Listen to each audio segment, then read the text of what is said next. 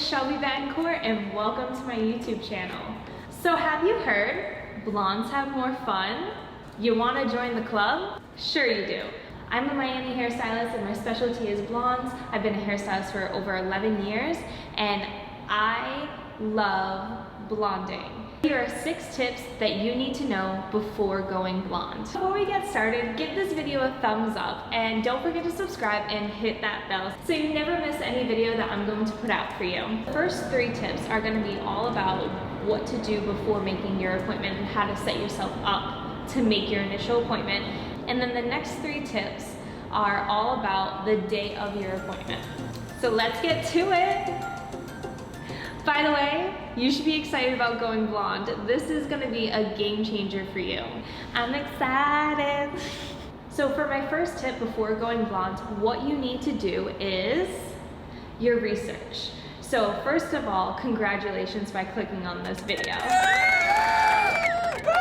You did your first step. You're finding out what you need to do before making that appointment. This is one of the most important things when you're looking up your goal color. We're gonna try as hard as we can to get you as close as we can to that photo, but it's inspiration and not duplication. One of the best ways that you can decide if that hairstyle or that hairstylist or what they think is gonna look good on you is go in for a consult. Take 15 minutes to talk to your hairstylist about what you want to do. Maybe he or she will be able to come up with something that will look better for your skin tone and your eye color and your face shape and what you have going on. You might like that rather than just going in cold turkey to someone that you've never even met or just surprising your hairstylist that day like, oh, I know I came in for a trim, but can you make me blonde? Like, oh my God, I hate it when people do that. My second tip is going to be your budget. Make sure you have the budget for your initial price and your maintenance as well as your products. Every professional hairstylist is gonna want you to follow a professional regimen after you get this service done. Let's face it, you want the Chanel bag of hair color. You want the best hair color out there, the most expensive, the most maintenance, the most desired color. You have to follow up with good products, girl. You're not gonna buy a $500 dress that says dry clean only and wash it in the washing machine. So that's all part of your budget and it is important. And if you can't afford to be blonde, maybe find some alternative. Maybe an ombre would be something a little bit more maintainable. Maybe something that's like not as intricate in the salon or something that you can like, I don't know, there's always something that you can do, which is why, going back to that consult, it's super important to express everything during that consult. And for my third tip, it's gonna be your lifestyle. So you need to make sure that you have the time for not only your initial appointment and your follow-up appointments, but that you have the time for your at-home maintenance. You need to schedule out when you're gonna do your deep conditioner, when you're gonna do your treatment, when you're gonna blow dry your hair, when you're gonna wash it, because this is not always a wash and go type of hair. Your hair will feel a little bit different. It can feel a lot of it different. It depends what you're starting with. If your hair's already fried, dyed, and laid to the side, it's not gonna feel better after going blonde. So even with my clients who have the finest, softest hair, think of your hair like a sunburn. It's almost like you need some healing after this. You need the lifestyle to put in this work for that beautiful blonde hair. Comment below if this has helped you so far because we're gonna move to our next phase of my tips. The next phase is your day of your appointment, like what to expect that day or how you should prepare for that day. So, ready? For tip number 4, it is do not wash your hair that day. Now, I don't want you to get this confused with having dirty hair. I'm thinking more like don't wash your hair that morning, but you can wash it the day before. That type of dirty. There's many reasons why we like a little bit of dirty hair, but the top 2 reasons are if you're getting anything put onto your scalp, it helps prevent burning. We just don't want you to be in any type of pain.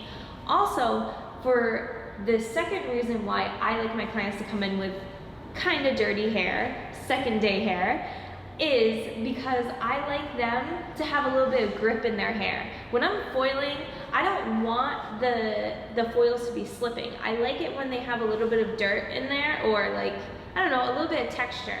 If you do have clean hair, you're like, shit, Shelby, I'm fucking watching this on the way to my appointment and I washed my hair just now. Not a big deal. I just put in a little bit of texturizing spray. And like I said, you might have some irritations on your scalp. Not a big deal. So wash your hair, girl.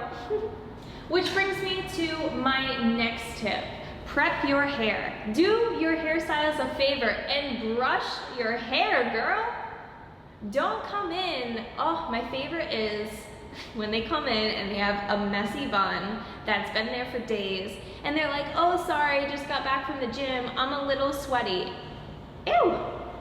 I always tell my clients, if you're coming in for a big service, if they have curly hair especially, I'm like, hey, come in with how you wear your hair. If you wear your hair curly, that's fine. Just make it so it's the most manageable. Sometimes my girls will put it in like a loose braid, so at least it's detangled. I can see their natural curl pattern. As a hairstylist, I'm trying to see how your hair falls, where it's gonna like, what's gonna pop in your hair. Do you have a cowlick back here? Do you have a cowlick up here? So I wanna see your hair in the most natural state without a lot of product. Stop coming in with treatments in your hair. Don't come in with oil or coconut oil or conditioner in your hair. Like, just make it manageable. I wouldn't go to the nail salon with dirt on my hands and be like, well, you're gonna wash my hands anyway. Like, no. Maybe I need to find a better comparison for that, but I feel like that you understand that. You get that, right? Like, come in with your hair prepped. And you don't have to like go all out and like blow dry it and look cute for us. I love it when my clients look cute for me, especially if I've already done their hair. I love it when they come in, they're like, look how cute my hair is. I learned this from you. I'm like, ah! That makes me so happy. Okay, besides the point. So, prepped hair. For my final tip, be patient.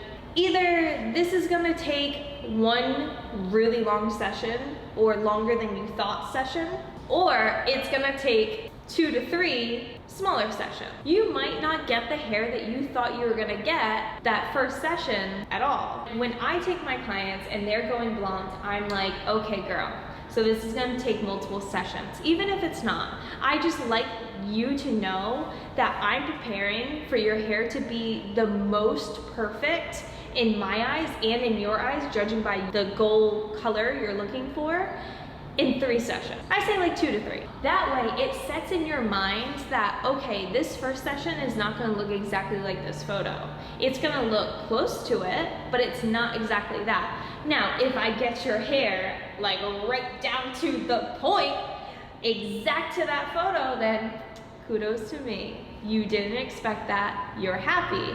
But I always expect that the first appointment is about lightening, so I'm trying to get your hair as light as it can go.